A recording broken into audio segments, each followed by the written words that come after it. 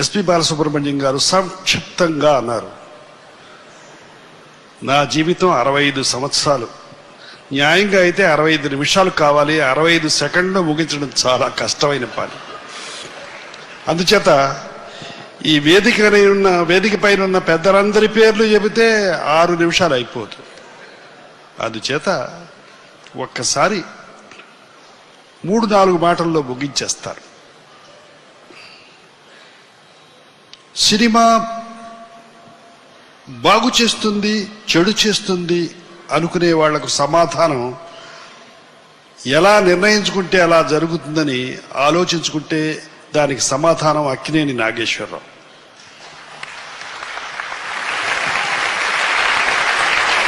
చదువు సంఖ్యలు లేని నేను, తినడానికి పూర్తిగా ఆహారం లేని నేను, నమస్కారం పెట్టడని తెలియని నేను ఈ సినిమా ప్రపంచంలో ప్రవేశించి అనేకమైన అద్భుతమైన వేషాలు వేసి నేను ఒక మనిషినై మంచి చెడ్డ తెలుసుకుని బాగుపడడానికి ప్రయత్నించిన వాళ్ళల్లో ఒక్కటి.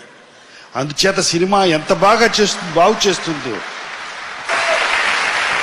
అయితే నేను నటించిన ఒక అర్థాంగి, ఒక ఆడకూతురు అసమర్థుడైన వాణ్ణి ఎంత సమర్థుడుగా తయారు చేయగలుగుతుందో చూపించే చిత్రం అర్థాంగి. ప్రేమ ఎంత అద్భుతమైన శక్తి ఉందో అందులో. ప్రేమకు బిడ్డలు కనడానికి కాదు, విశాలమైన ఈ ప్రపంచాన్ని కూడా మనం ప్రేమించవచ్చు అని తెలియజెప్పడానికి మోగ మనసులుంది. అలాగే మెరమెచ్చులకు లొంగిపోయి నువ్వు పనికి రాకుండా పోతావు, నీకు ఆఖరికి తినడానికి కూడా ఉండదని చెప్పడానికి ధర్మతాత పిక్చరుంది. ఒక్క నిర్ణయం తీసుకోవడంలో తప్పు చేస్తే నీ జీవితం ఎంత సర్వనాశనం అవుతుందో, నీ మనసు ఎంత క్షోభపడుతుందో చెప్పడానికి ఒక్క దేవదాసు ఉంది.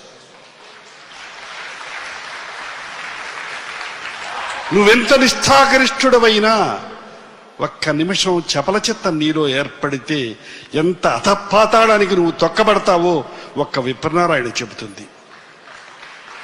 ఇలా సునిశ్చితమైన భావాలు.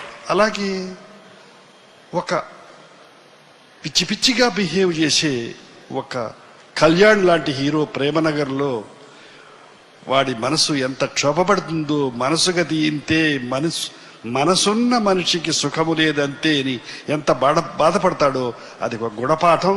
It is a PhD for me. అలాగే ప్రేమాభిషేకం, తను ప్రేమించిన అమ్మాయి తను చనిపోతే విధవ అవుతుంది పెళ్లి చేసుకుంటే, అందుచేత తను విధవ కాకుండా ఉండాలి, ఆమె బాగుండాలనే ప్రేమకు మరో కోణంగా చూపించిన ప్రేమాభిషేకం చెబుతుంది. సీతారామయ్య గారి మనవరాలు, మన తాత, మన ముత్తాత, మన తండ్రి, మన మేనమామ ఎలా ఉంటారో, వాళ్లలో సూక్ష్మగ్రాహ్యమైన విషయాలు ఎలా ఉంటాయో తెలియజెబుతుంది సీతారామయ్య గారి మనవరాలు. నా 65 ఏళ్ల ఈ శని చరిత్రలో అనేక PhDలు ఉన్నాయి. నేను చదువుకోపోయినా ఈ సినిమా ఇండస్ట్రీ నాకు PhDలు చాలా ఇచ్చింది. నేను కృతజ్ఞుడు. ఎందుకు పనికిరాని వాడిని అన్ని విధాలా పనికొచ్చే విధంగా తయారు చేసిన ఇండస్ట్రీకి మరొకసారి కృతజ్ఞతలు చెబుతూ, అనేక మంది నా ముందు వెళ్ళిన అనేక మంది అనేక రకాలుగా కృషి చేసి వెళ్ళిపోయిన నిర్మాతలకు, సాంకేతిక నిపుణులకు, దర్శకులకు, సంగీత మిత్రులకు, వీరందరికీ కూడా నా కృతజ్ఞతలు తెలియపరుస్తూ ఒక్కటి చెప్పాలనుంది. క్రమశిక్షణ అంటే ఈ సినిమా ఇండస్ట్రీకి ఎవరేమనుకున్నా నేర్పింది నేను, నా బ్రదర్ రామారావు.